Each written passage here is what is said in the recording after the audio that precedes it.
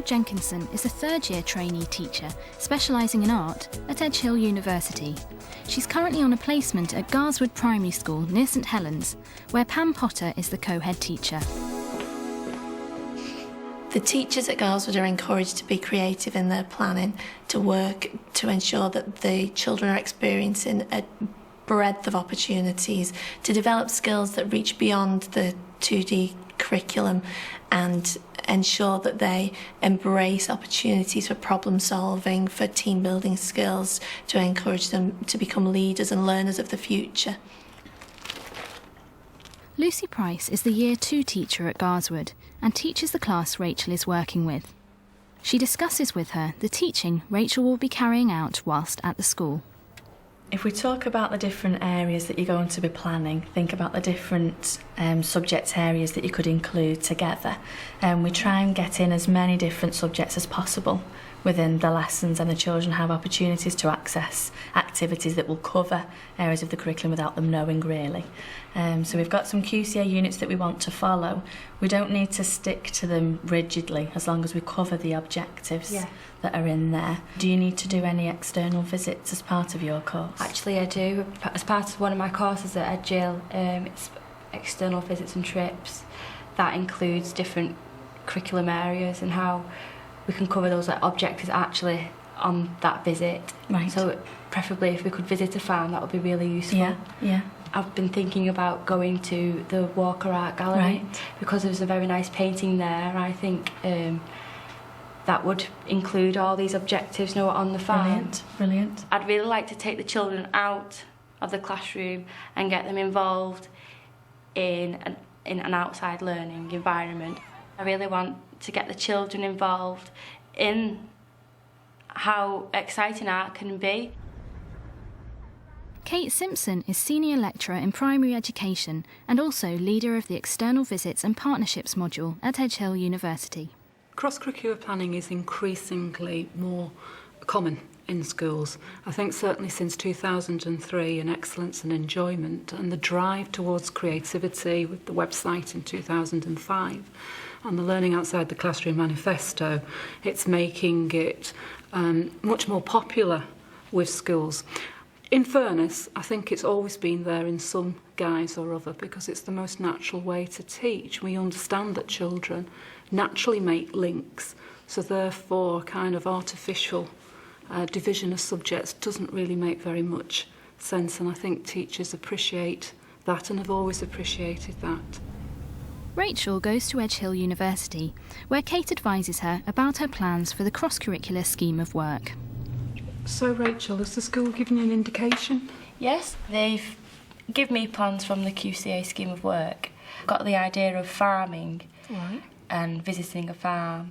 That's a really nice one. You know, farming, it's a great topic to do for Year 2. It's something that the children can really get interested in. According to what the school would like to cover is to look at different farms over the world, but more on how farms are different through the past, past and present farming. That brings naturally out the history to it, and I can see you're looking at the physical and human features of the farm. So if we think in terms of the key questions that you want to ask, what is a farm? What do farms do? Yes. What's the purpose of the farm? What type of work's done on the farm? Would tie in quite nicely too.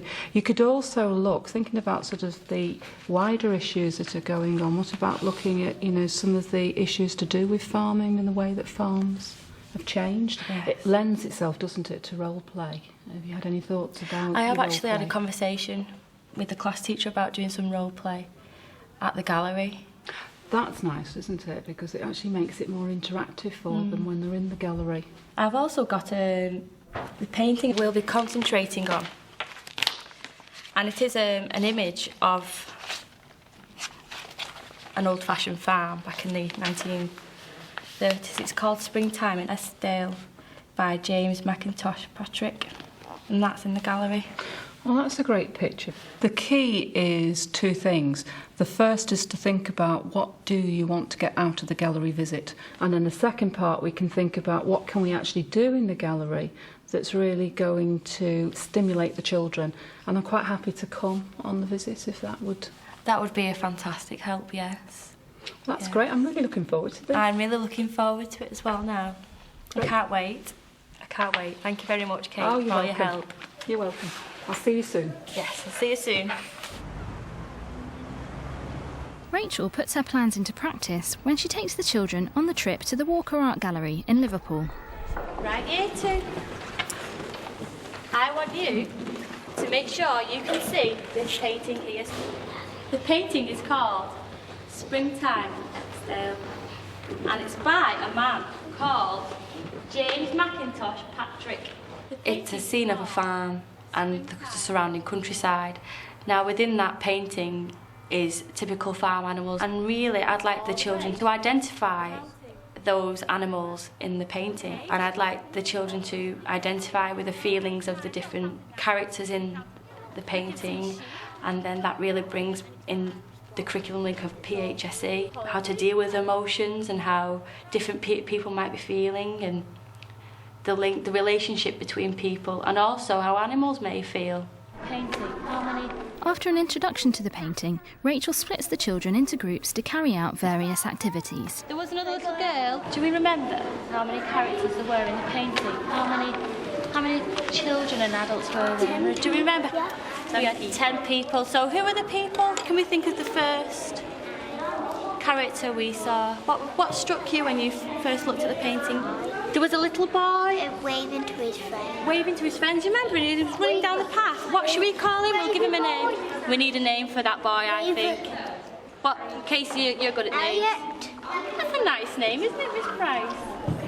I thought the gallery today was an excellent example of learning outside the classroom and cross-curricular planning, because you saw Rachel taking ownership of that gallery visit. It wasn't something that had been given to her, it was something that she actually planned and developed and delivered in the gallery.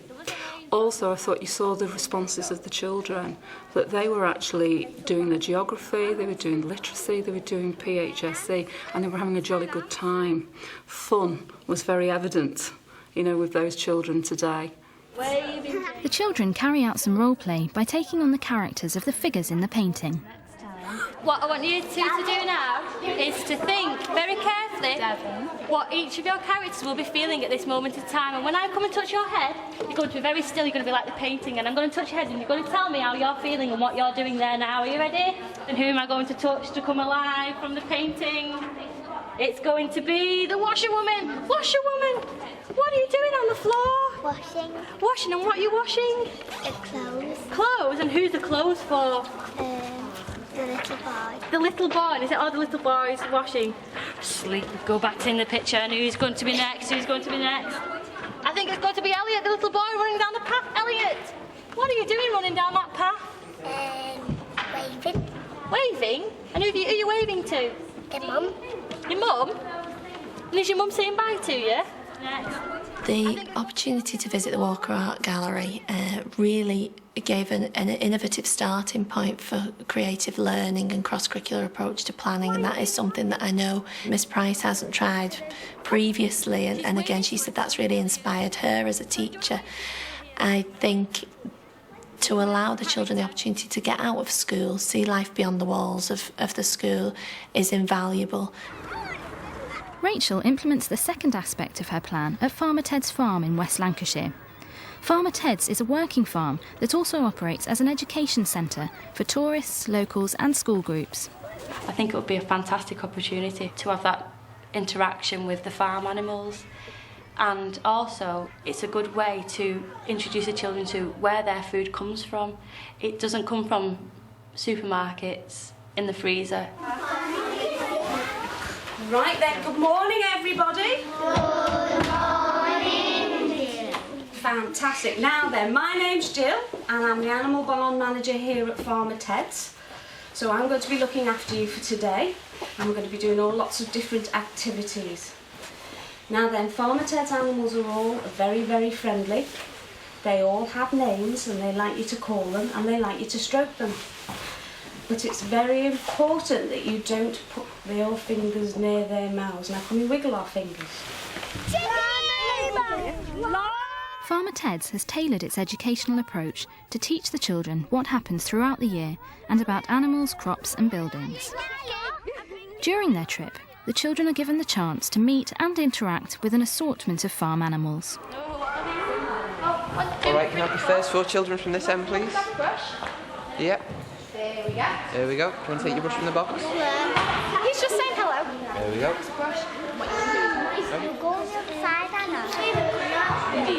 All right, so who can tell me? Does a pony have toes? Do you know what they're called? Hooves, very good. Cross Curricular Planning has proved to be a successful approach. Children very much respond to it. It's when you see them learning something, sometimes like mathematics, it can be addition, and they suddenly cotton on, oh, this is mathematics. But they didn't actually realise it because the nature of cross-curricular planning is that it's almost seamless sometimes, the divisions between the subjects. You can stroke any of the animals, but remember, what are these? Carrots! So what don't we do? Put our carrots in your mouth! So where do we stroke them? On the head of our We believe that we provide an opportunity for trainees to have a valuable experience with us. We allow the opportunity for them to be real teachers and we treat them as such. Rachel has obviously invested a lot of time and energy into the thought processes that have built up to the planning that she's undertaken along with the class teacher, and they've worked very closely together to ensure that the cross-curricular planning addresses the key skills and allows the children those opportunities to develop the important key objectives that are coming through. Where do you think they get the meat from? Animals on the farm? Yeah.